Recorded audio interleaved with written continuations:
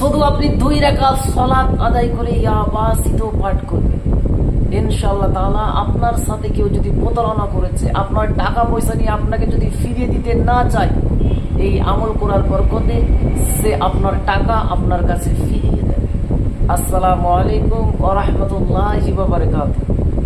আশা করছি আল্লাহর অশেষ রহমতে, দয়াতে, মেহেরবানিতে আপনারা সবাই ভালো আছেন।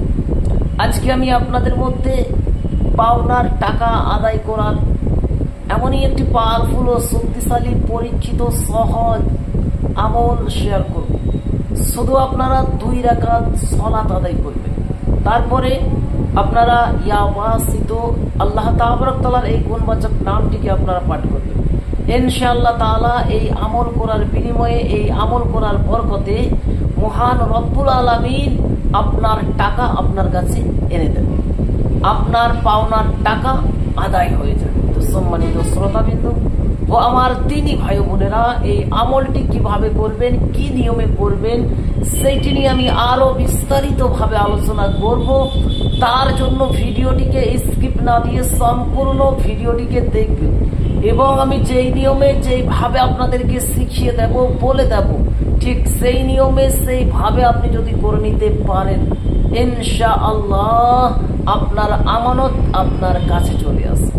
কেউ যদি আপনার সঙ্গে টাকা নিয়ে প্রতারণা করে, সেই প্রতারণা উচিত শিক্ষা পেয়েছে। সম্মানিত শ্রোতাবিন্দু, এই আমলটা করলে উভয়েরই উপকার হবে। অর্থাৎ আপনি যদি টাকা কাউকে ধার দিয়েছেন, সে আপনাকে ফিরিয়ে দিতে চাইছেন, আপনার সঙ্গে প্রতারণা করছে, দিনের পর দিন, ডেটের পর ডেট দিচ্ছে, এরকম পরিস্থিতিতে আপনি এই আমলটা করতে পারেন। আবার আপনি যদি কারো কাছ থেকে টাকা নিয়েছেন, আপনি দিতে পারছেন না, কোনো দিক থেকে ব্যবস্থা করতে পারছেন না, তো আপনি ঋণগ্রস্ত হয়ে গেছেন, এরকম পরিস্থিতিতে আপনিও যদি এই আমলটা করেন, আপনিও গায়েবী মাদত পাবেন। সুবহানাল্লাহ, সুবহানাল্লাহ। অর্থাৎ দেনেওয়ালাও করতে পারে, লেনেওয়ালাও করতে পারে। যে টাকা দিয়েছে সেও এই আমলটা করতে পারে তার আমানত ফিরে পাওয়ার জন্য, এবং যে নিয়েছে সে যদি ব্যবস্থা না করতে পারছে, সে করলেও আল্লাহ গায়েবী তাকে মাদত করবে। সুবহানাল্লাহ, সুবহানাল্লাহ। তো সম্মানিত শ্রোতাবৃন্দ বা আমার দিনী ভাই বোনেরা, যদি আপনি এরকম পরিস্থিতির মধ্যে থাকেন, তাহলে আপনি আমার প্রতি না, আল্লাহ তাবারক তাআলার যাদের প্রতি ইকিন, ভরসা, বিশ্বাস রেখে এই ইয়া ওয়াসিতুর আমলটি একবার আপনি ট্রাই করতে পারেন। ইনশাআল্লাহ তাআলা অবশ্যই আল্লাহ তাবারক তাআলার ফজল কারাম হবে, দয়া হবে, মেহেরবানি হবে, আপনি এই সমস্যা থেকে উদ্ধার হয়ে যাবেন।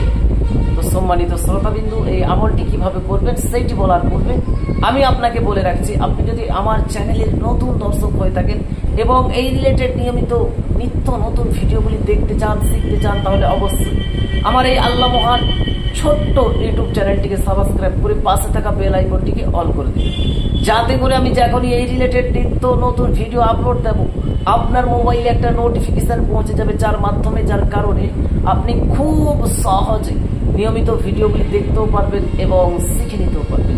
তো চলুন এবারে আমরা জেনে নিই এই আমলটি কিভাবে করবেন। সম্মানিত শ্রোতাবিন্দু, আমার দিনী ভাই বোনেরা, এই আমলটি করার জন্য সর্বপ্রথম আপনি আপনার সামর্থ্য অনুযায়ী, আপনি আপনার ব্যক্তিত্ব হিসেবে কোনো গরিব, অসহায়, জরুরতমন্দদেরকে আপনি সাদকা করবেন। যতটুকু পারবেন এই আমলের উদ্দেশ্য করে আপনি 10 টাকা, 5 টাকা, যা পারবেন আপনার সামর্থ্য অনুযায়ী কোনো গরিব, অসহায়দেরকে সাদকা করবেন। অথবা যদি আপনার এলাকায় বা আপনার আশেপাশে যদি এতিমখানা থাকে, চাইলে আপনি সেখানেও আপনার সামর্থ্য অনুযায়ী এই আমলের নিয়ত করে আপনি সাদকা করতে পারেন। আপনার সাদকা দেওয়া যদি সম্পূর্ণ হয়ে যায়, আপনার সাদকা দেওয়া যদি কমপ্লিট হয়ে যায়, তাহলে আপনি যে কোনো দিন তাহাজ্জুদের নামাজের পর অথবা এশার নামাজের পর, তাহাজ্জুদের নামাজের পর অথবা এশার নামাজের পর পাক পবিত্র হয়ে, পাক পবিত্র লেবাস পরিধান করে, উজুর সহিত কখন ভাবে 2 রাকাত সালাত আদায় করবেন। নফলে 2 রাকাত সালাত আদায় করবেন। প্রথম রাকাতে সূরা ফাতিহার পরে আপনি সূরা কাফিরুন পাঠ করবেন, আর দ্বিতীয় রাকাতে আপনি সূরা ফাতিহার পর সূরা ইখলাস 3 বার পাঠ করবেন। তারপরে আপনার নামাজকে কমপ্লিট করে আপনি বসে বসে কেবলমাত্র 11 বার, অনলি 11 টাইম, মাত্র 11 বার আপনি ইয়া বাসিতু ইয়া বাসিতু ইয়া বাসিতু ইয়া বাসিতু ইয়া বাসিতু 11 বার পড়বেন। প্রথম ও শেষে আপনারা 63 বার করে দরুদে ইব্রাহিম অথবা যে কোনো দরুদ পাক পড়বেন। সালাত আদায় যখন হয়ে যাবে আপনি 63 বার 63 টাইম 63 বার আপনি দরুদে ইব্রাহিম অথবা যে কোনো দরুদ পাক যেমন সাল্লাল্লাহু আলাইহি ওয়াসাল্লাম 63 বার পড়বেন। তারপরে 11 বার আপনি ইয়া বাসিত পাঠ করবেন। আবারও শেষে আপনি 63 বার যে কোনো দরুদে পাক পড়ে আপনি মহান রব্বুল আলামিনের কাছে আপনি দোয়া করবেন, চাইবেন আপনার যা সমস্যা সেই সমস্যাটা আপনি রব্বুল আলামিনের কাছে বলবেন, কান্না করবেন, চোখের অশ্রু গিরাবেন, আল্লাহর কাছে কানবেন, চাইবেন। দেখবেন মহান রব্বুল আলামিন আপনার যে সমস্যার কথা আপনি বলেছেন মহান রব্বুল আলামিন আপনাকে উদ্ধার করে দেন। আপনার কেউ যদি কোনো প্রতারক যদি আপনার টাকা নিয়ে প্রতারণা করতেছে, আপনার সাথে কেউ টাকা নিয়ে আপনার সঙ্গে প্রতারণা করছে, আপনাকে টাকা ফিরে দিতে চাইছে না, দেখবেন এই আমল করার পর সে নিজেই আপনার টাকা আপনাকে ফিরে আপনার আমানত আপনার কাছে পৌঁছে দেন।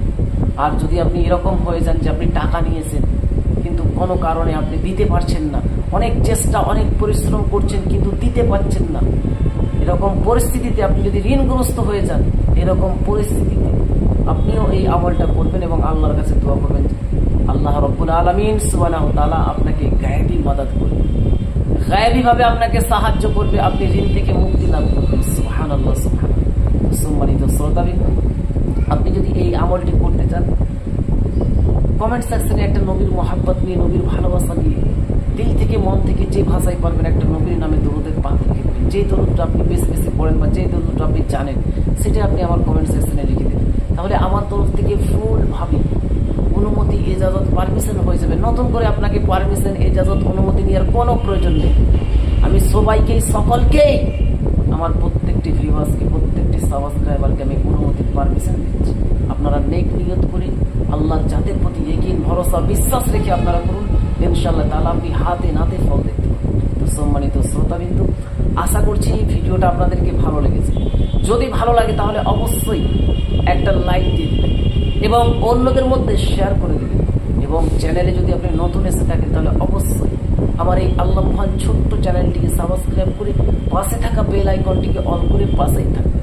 আর যারা অলরেডি আমার চ্যানেলটিকে সাবস্ক্রাইব করেছেন অসংখ্য অসংখ্য ধন্যবাদ এবং আগ্রিম ঈদ মোবারক। তো যাই হোক, আজকের ভিডিও আমি এখানেই সমাপ্ত করে দিলাম। আবারও দেখা হবে একটি নতুন আমলের সাথে। আল্লাহ হাফিজ।